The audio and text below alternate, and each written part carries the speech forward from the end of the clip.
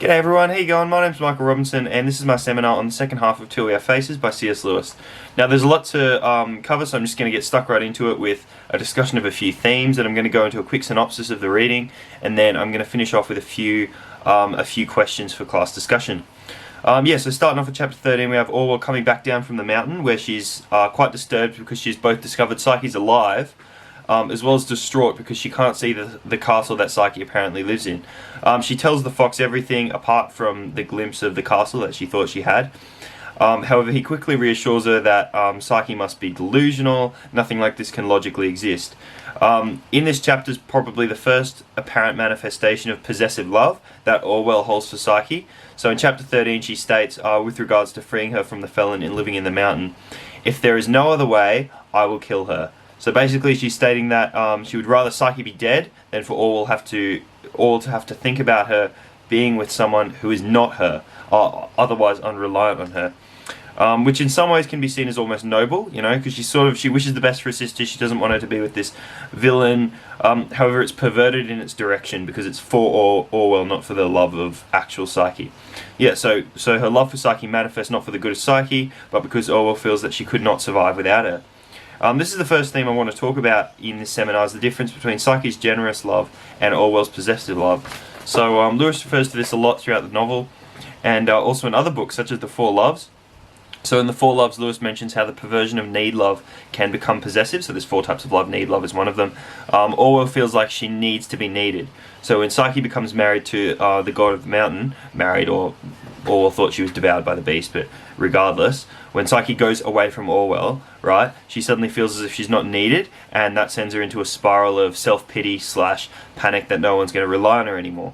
She has complete disregard for Psyche's happiness and well-being and simply focuses on her own.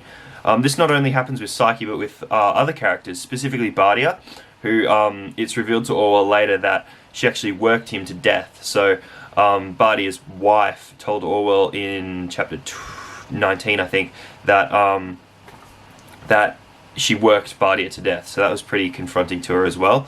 The quote by Orwell, "Can't come back to where we were happy," regarding Psyche, exemplifies this perversion, as it shows she doesn't really care how happy Psyche is, because Orwell has a desire for control, and anything that doesn't revolve around her or involve her must automatically be bad. The void between Orwell and Psyche's forms of love are best expressed in chapter 14, when Psyche states, "You are indeed teaching me about kinds of love I do not know. It is like looking into a deep pit. I'm not sure whether I like your love better than hatred." So if anyone's read The Four Loves, there's a lot of correlation here with regards to that book also. I was just thinking perhaps Orwell's childhood affected this behaviour. This isn't to excuse her by any means, but sort of to understand the complex character Lewis has crafted.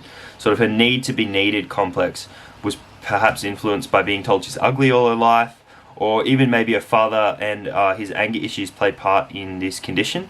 Whatever the case, I admire Lewis for being able to flesh out this particular emphasis on love, or rather the perversion of love in Orwell's character, which is pretty deep.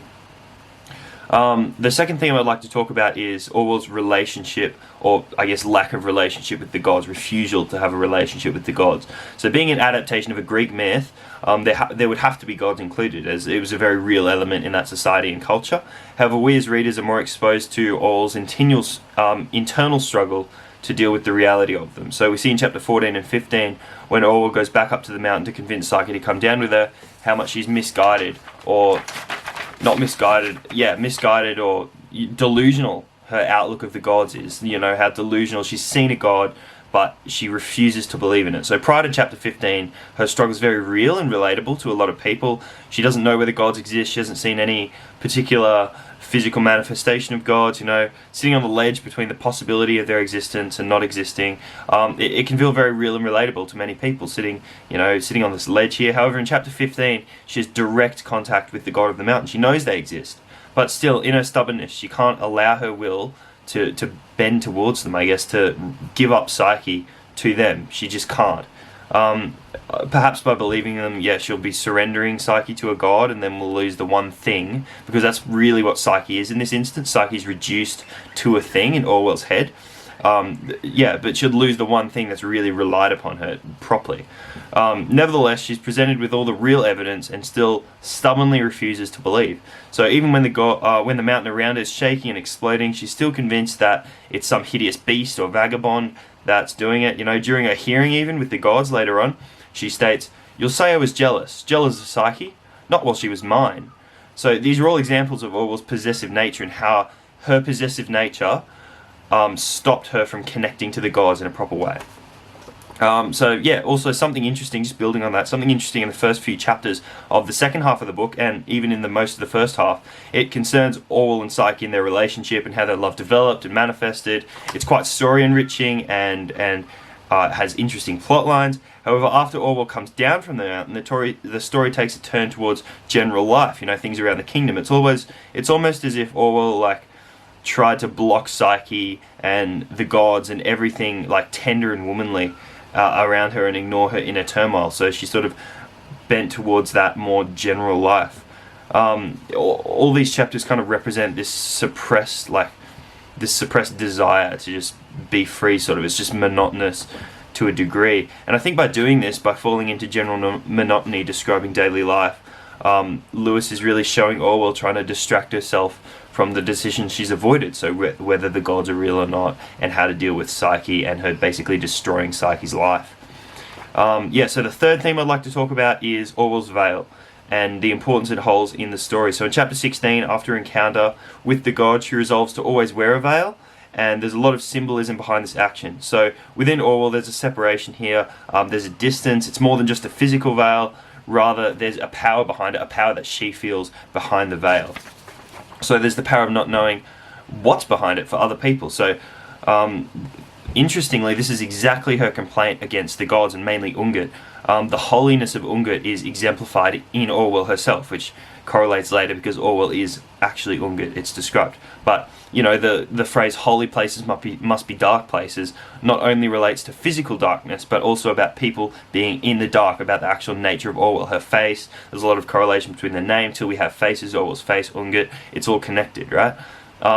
Furthermore, her veil represents her separation from the outside world, so her ostracization, self-ostracization of everything else around her, and as well as her womanhood. So she comes down from the mountain, she feels a cold resolve to make herself least like a woman as possible, cut everything out that could ever love, because it's never done her any good in the past, it's only caused her pain, basically. It's a way to separate the compassion and the love out of her life. And this also marks the transition between Orwell to the Queen to Ungit. So that trifecta of things, yeah. Similarly, she uses the veil to hide that part of her identity to other people also. It gives her the power of imperceivability, and allows her to be more ambiguous. So that's my seminar, and now I'll just go over a quick summary of chapters 13 to the end of the book, just to kind of give you a bit of backstory. So chapter 13, Orwell descends from the mountain after learning Psyche's alive. She tells the fox about what happened, only to be quickly dismissed of the possibility of Psyche telling the truth. She reveals that if there's no other way, I'll kill her. Chapter 14 is Orwell going again to see Psyche, this time bringing a lamp. There's a lot of psychological blackmail. She stabs herself in the arm to make Psyche, reveal the god to herself. And this chapter really marks the void between Orwell and Psyche, so this is where they really split off in their different directions. Chapter 15 is her encounter with the divine. So the god of the mountain is there, and she's presented with actual evidence of the gods. However, in her stubbornness, refuses to believe and just goes back to the kingdom and continues on living normally, basically. Still haunted, but living somewhat normally after having this amazing experience. So, chapter 16, she descends from the mountain, shaken from the encounter with the god of the mountain, and in this chapter she really makes her resolution to wear the veil, both symbolically to cover her shame, while marking the beginning of her transformation into the Queen of Glome and then Ungit. And she also stands up to her father for the first time and ceases to be afraid of him. Chapter 17 is her encounter with Trunia of Fars, who her sister Redeval marries, and Orwell plans to challenge Argyn to a sword fight, and the king falls over and gets really sick and he's on the verge of death, basically. In chapter 18, she distances herself even more from the tenderness of Orwell and adopts her persona as queen. The quote, I saw in a flash that if I shrunk from this, killing a pig, there would be at once less Queen and more Orwell in me. Page 156 for anyone with my book. So she's distancing herself from anything soft and Orwell-like and becoming more Queen.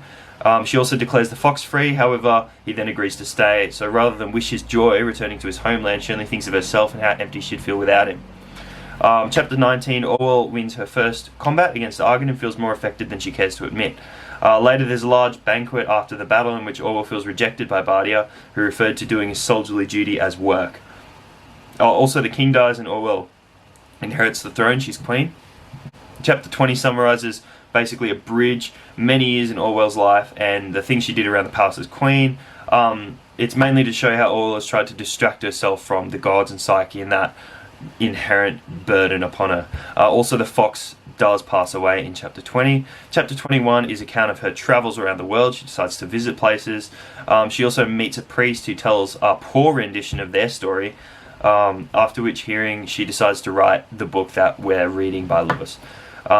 So chapter 22 is part 2 of the story. She's much older and nearer to death.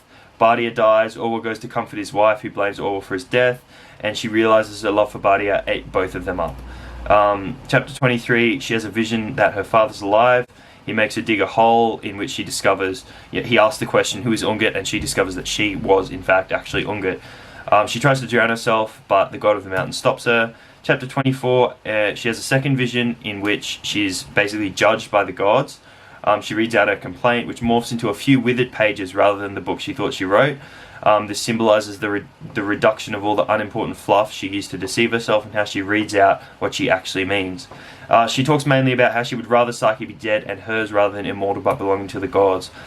Finally, chapter 25, the final chapter, the fox pleads for Orwell in her vision court, and he shows Orwell a vision of Psyche and all she's done under Ungit, which is herself. Orwell discovers the true nature of the god of the mountain. I know now, Lord, why you utter no answer. You yourself are the answer. That's what she says.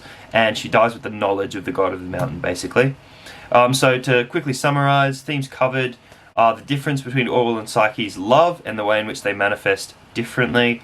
2 is the relationship of Orwell within the gods and especially Ungit. And 3 is the significance of the veil and what it means. A couple of questions, if you want to upload them to the forum next week maybe, is 1, why did Orwell resolve to wear a veil only after the encounter on the mountain? And 2, how did the god of the mountain judge Orwell in the end? Does the phrase, you are also Psyche, mean she's forgiven? Thanks everyone for listening, and I'll see you next week.